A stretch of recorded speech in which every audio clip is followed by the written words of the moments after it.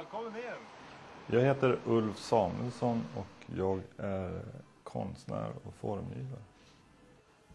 Just nu så har jag fastnat lite grann vid ljud.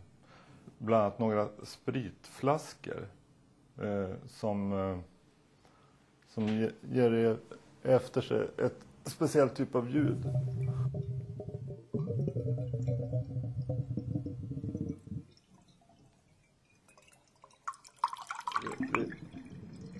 Det är olika flaskor i olika storlekar som bestämmer då ljudet. Jag tänker väldigt mycket på när man gick ut med farsan uppe i Lappland på isen och skulle pimpla.